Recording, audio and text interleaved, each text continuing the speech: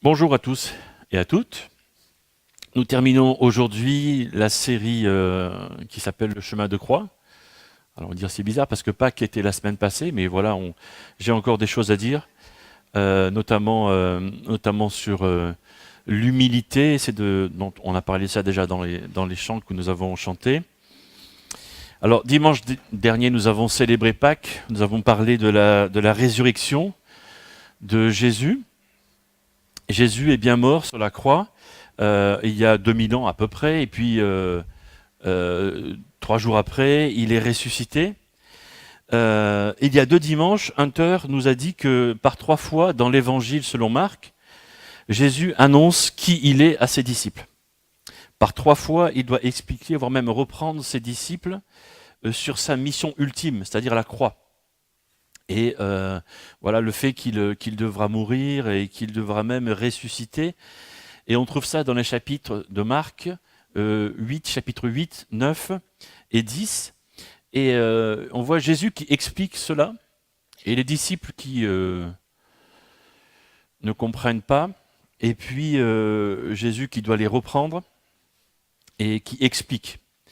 Et on va baser notre prédication un peu sur ça, sur le fait qu'il y a quelque chose quand Jésus dit quelque chose, le fait qu'on comprend très bien tout de suite les choses, n'est-ce pas? Tout de suite, on est très intelligent, très alerte, donc on comprend tout de suite les choses comme les disciples. Et puis Jésus qui explique.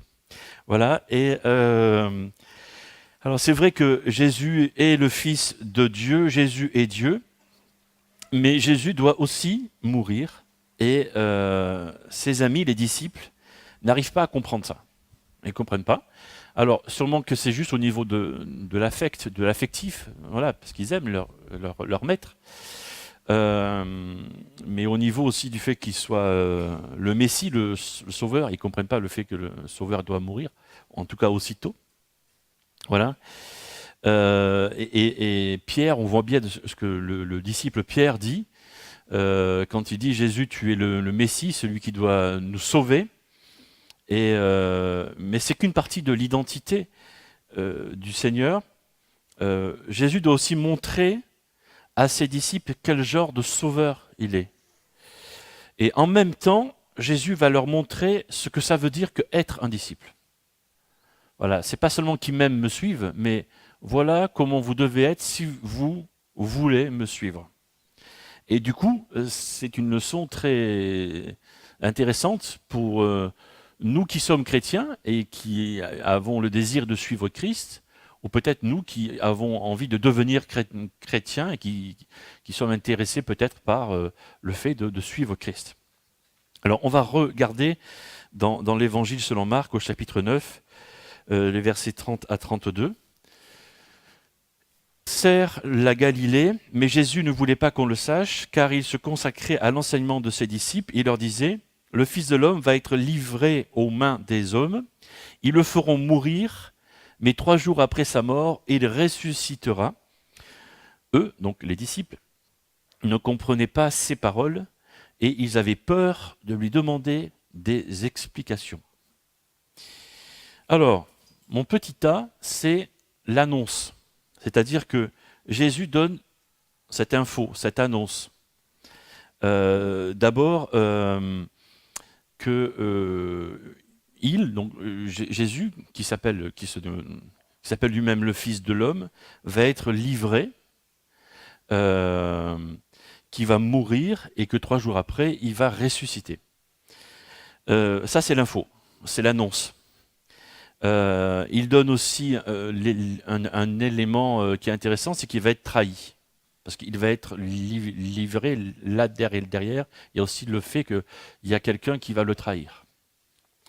Ensuite, il y a l'incompréhension des disciples. L'évangéliste Marc dit que les disciples ne comprenaient pas de quoi Jésus leur parlait. Alors, ils ne comprenaient pas, ok. Sûrement qu'ils attendaient autre chose de leur sauveur. Voilà.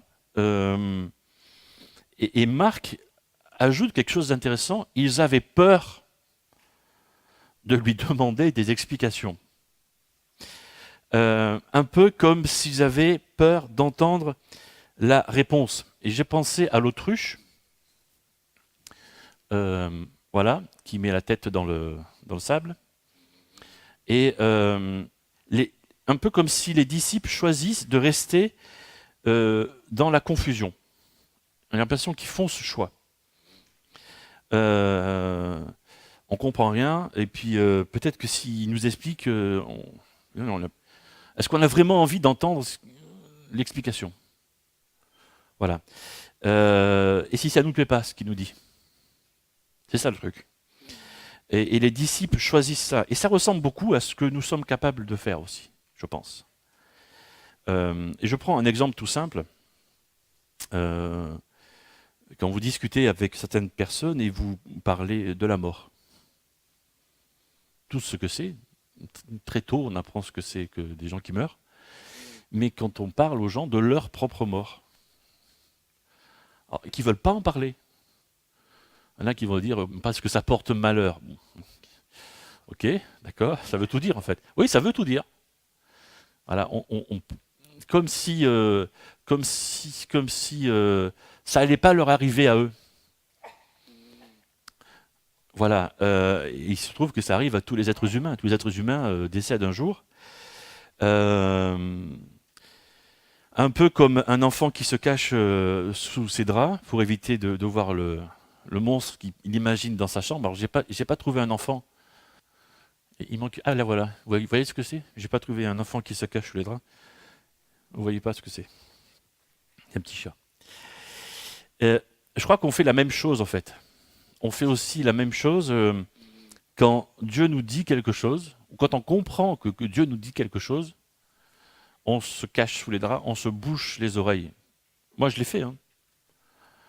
Moi, je me bouchais les oreilles pendant 15 ans. Dieu me disait un truc et je voulais pas l'entendre. Voilà. Et malheureusement pour vous, un moment, j'ai accepté d'écouter et de l'obéir. Je dis malheureusement pour vous, heureusement, je sais pas, ça dépend. Ça dépend. Mais bref, c'est une autre histoire. Mais quelquefois, on ne veut pas entendre ce que Dieu veut nous dire. Alors on met la tête dans le sable, ou on se bouche les oreilles, on ferme notre cœur. Et au lieu d'interroger Jésus sur ce qu'il vient de dire, il vient de dire le Fils de l'homme va être livré aux mains des hommes, ils le feront mourir, mais 3 jours après sa mort, il ressuscitera. Eh bien, les disciples ont trouvé un moyen de se distraire et de penser, de passer à autre chose. Et c'est la suite du passage. Quand ils furent rentrés à la maison, Jésus leur demanda « De quoi avez-vous discuté en route ?» Mais ils se taisaient car durant le trajet, ils avaient discuté pour savoir lequel d'entre eux était le plus grand. Voilà ce qu'ils ont choisi de faire. Ce simple échange montre que les disciples, profondément, quelque part, on a l'impression qu'ils n'ont pas évolué. Il y a quelque chose d'un peu triste dans tout ça, je crois. On a une double image. On a Jésus qui est sur le chemin de croix, enfin qui il se prépare à accomplir sa mission folle, je peux l'appeler comme ça va. Hein, sa mission folle de se laisser massacrer et mourir et après de ressusciter. Donc c'est un truc voilà, exceptionnel, unique. Et puis de l'autre côté, il y a les disciples qui disent non, c'est moi le chef, non, c'est moi le chef, non, c'est toi le chef, non, c'est moi le chef. Et c'est vraiment c'est triste. C'est triste. Mais heureusement, c'est ce que je disais tout à l'heure dans notre introduction avec de l'humour, et les paroles qui suivent, c'est un peu de l'humour. Enfin, il faut le prendre comme ça.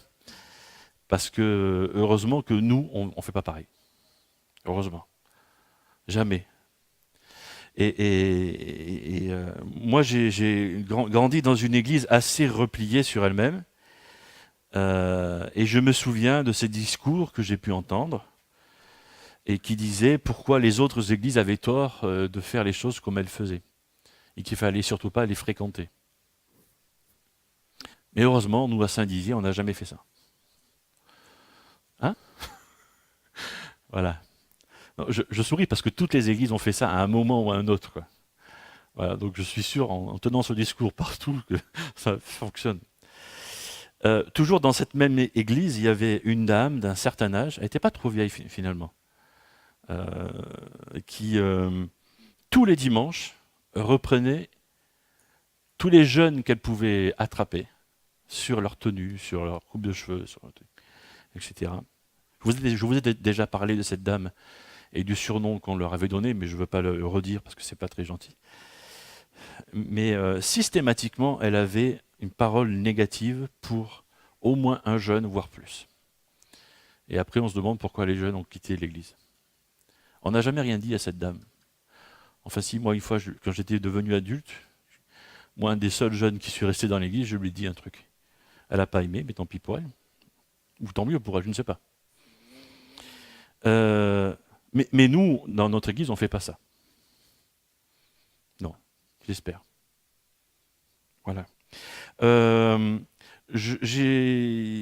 cette église, j'ai entendu aussi des ragots qui couraient sur les autres églises. L'église, on ne fait pas ça. Ouais. Et oui, je suis toujours interpellé de quelque chose, combien on est capable de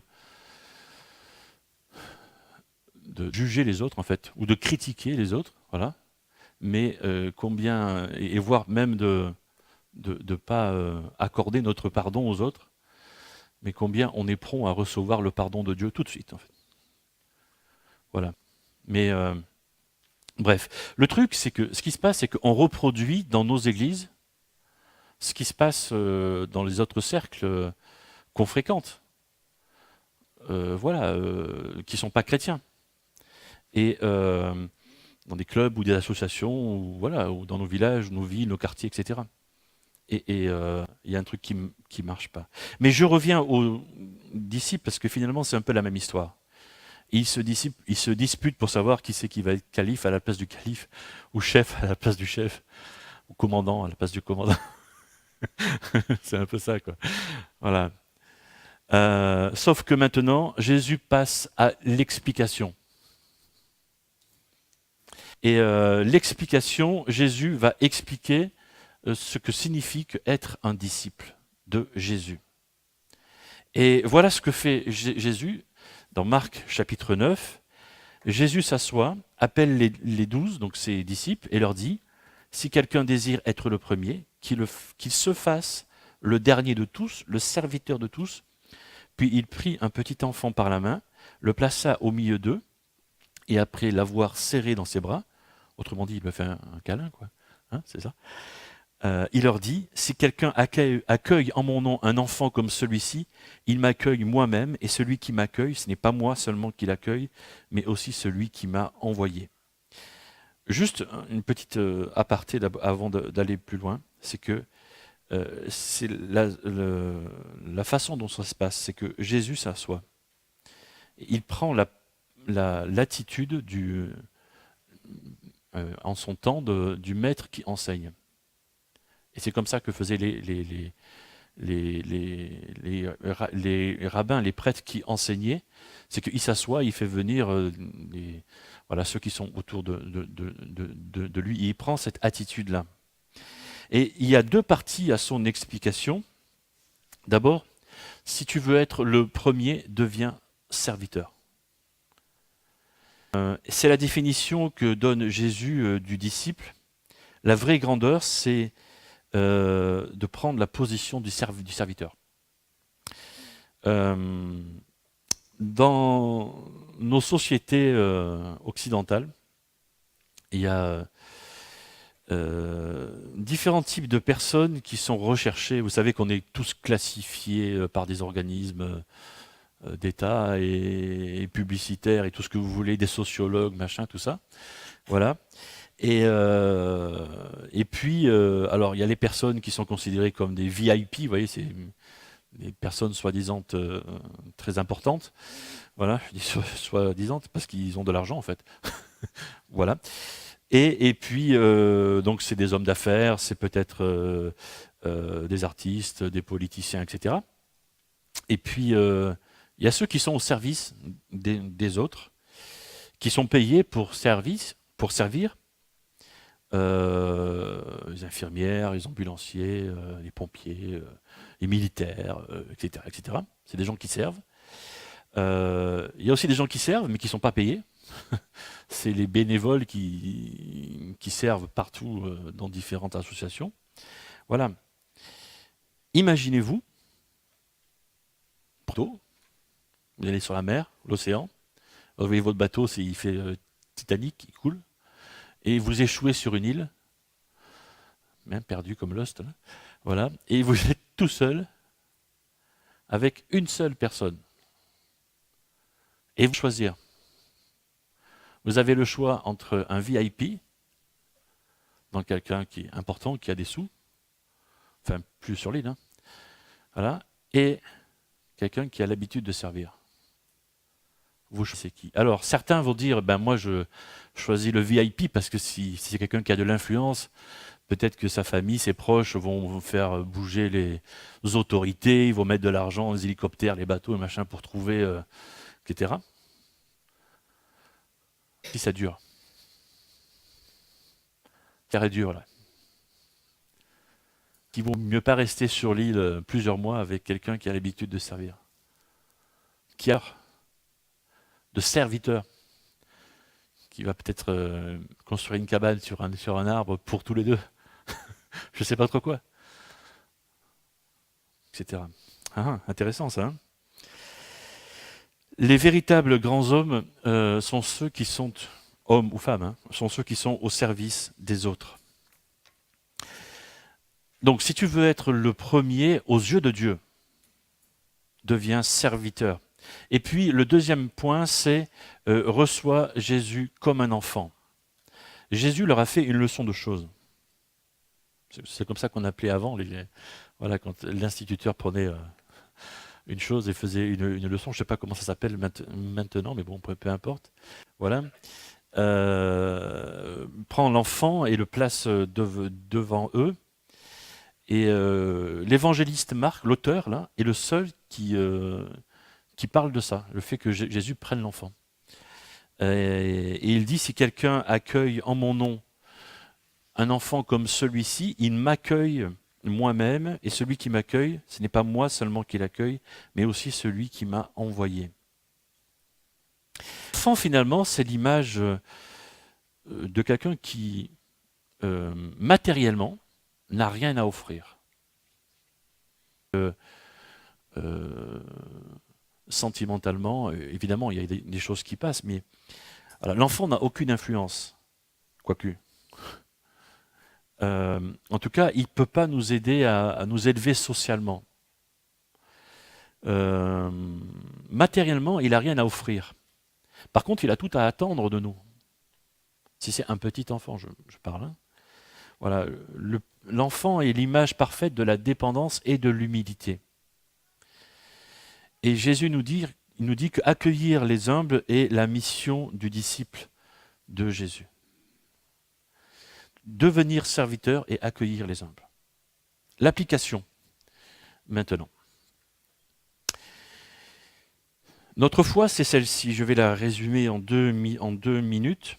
Nous croyons que Jésus est à la fois totalement homme et totalement Dieu.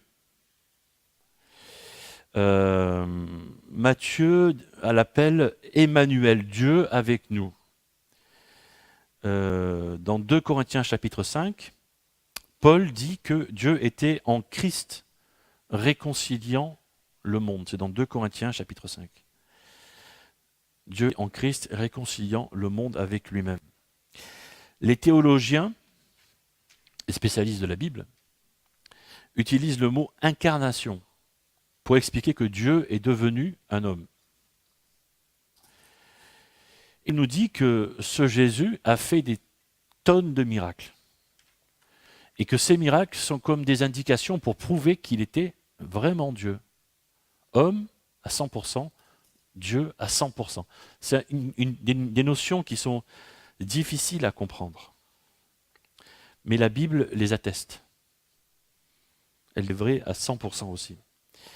Et on voit Jésus qui fait des miracles, il calme la tempête, il nourrit des milliers de personnes, il guérit des malades, il chasse des démons, il ressuscite des morts, etc., etc. Voilà. Et son plus grand acte d'amour, c'est de mourir sur la croix pour toutes les erreurs de tous les hommes. Et la Bible nous dit que c'est à ce moment précis que Jésus s'est chargé de tous les péchés de tous les hommes. Jésus a payé la dette que nous avions auprès de Dieu. La Bible dit aussi que Jésus est ressuscité d'entre les morts. C'est ce qu'on a fêté à Pâques. Et que sa résurrection a prouvé qu'il était Dieu et a prouvé aussi qu'il était plus fort que la mort. Et Jésus nous offre ça. Il nous offre cette victoire sur la mort à celui et à celle qui l'accepte comme son patron, comme son chef, comme son Seigneur. Ce que je viens de dire là, en 2 minutes, c'est le message de l'Évangile. C'est la bonne nouvelle. Voilà, une question se pose à nous. Et j'ai résumé, grosso modo, le Nouveau Testament en... j'ai 12 lignes sur ma feuille. Voilà. Mais une question se pose à nous. Si on est disciple, comment le disciple de Jésus peut transmettre ce message que je viens de dire? Comment on fait? Comment on peut transmettre cette bonne nouvelle? Parce que c'est une bonne nouvelle, le fait de pouvoir dire à quelqu'un, si tu as quelque chose sur la conscience, tu peux être libéré de ça. C'est une bonne nouvelle de pouvoir dire à quelqu'un qui a une mauvaise opinion de lui-même, de dire, ben non, tu es précieux aux yeux de Dieu. C'est une bonne nouvelle de pouvoir dire à quelqu'un qui est fâché avec tout le monde, tu peux te réconcilier avec tout le monde. C'est une bonne nouvelle, etc., etc. Comment est-ce qu'on peut faire? Alors, je reviens à ma petite expérience et à la façon dont dans cette fameuse église repliée sur elle-même faisait. Et toujours avec un peu d'humour, évidemment. La façon dont on faisait, c'est... on allait voir ceux qui n'étaient pas chrétiens et on leur disait, afin de te mettre en règle avec Dieu, deviens comme moi. Deviens comme moi. C'est-à-dire, eh bien, viens dans l'église où je suis. Les chants que je chante. Crois ce que je crois.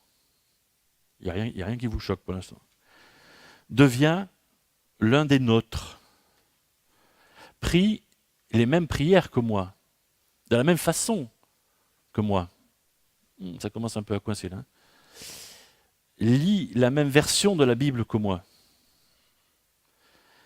Pour Dieu de la même façon que moi, etc., etc., etc. Et puis là, on s'enferme au fur et à mesure. Alors, ce qui est intéressant, c'est de voir comment Jésus faisait, puisque c'est le boss, c'est le patron. Autant voir comment fait notre chef, notre Seigneur, notre maître, puisqu'on veut être son disciple. Autant voir comment le maître fait. Et le maître fait ça. Le maître devient, je deviens comme toi. Le maître fait le contraire. Qu'est-ce qu'il fait?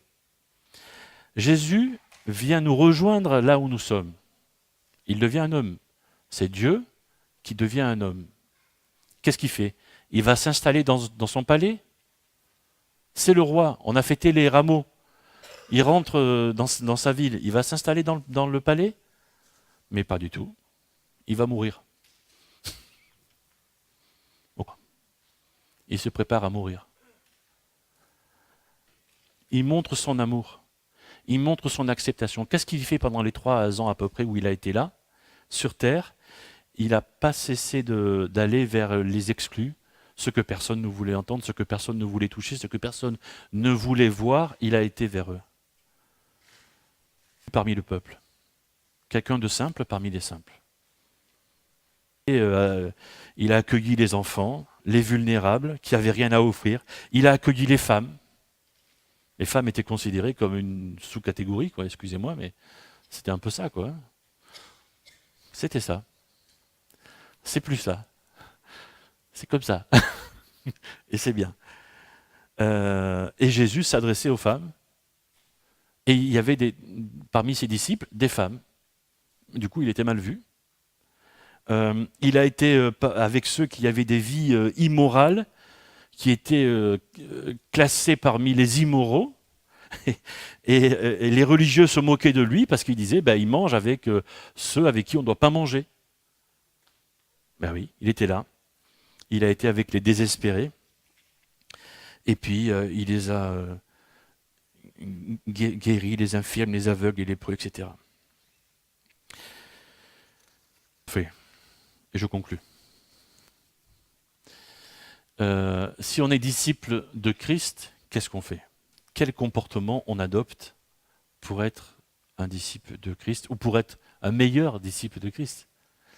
On a vu, on ne doit pas se préoccuper pour savoir qui doit être le plus grand, ok. On doit être serviteur humble, ok. Et puis l'idée c'est de pas trop se regarder le nombril finalement et d'aller vers l'autre, de tout faire pour aller vers l'autre. Et voilà, de trouver tous les moyens pour pouvoir partager cette bonne nouvelle à l'autre. Et l'autre, c'est celui qui ne connaît pas Jésus. C'est ça l'idée. C'est ce que nous essayons de faire dans notre Église par toutes ces actions qu'on mène, mais il y a sûrement d'autres choses à faire encore.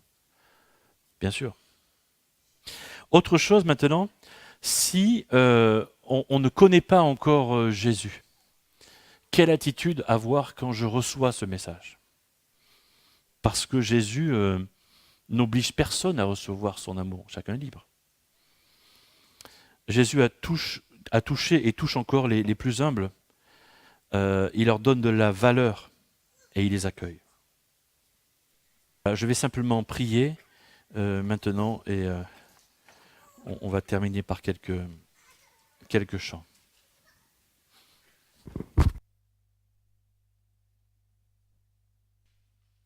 Merci pour ces paroles encore de ce matin. Merci parce que tu entends aussi ce que nous avons dans notre cœur.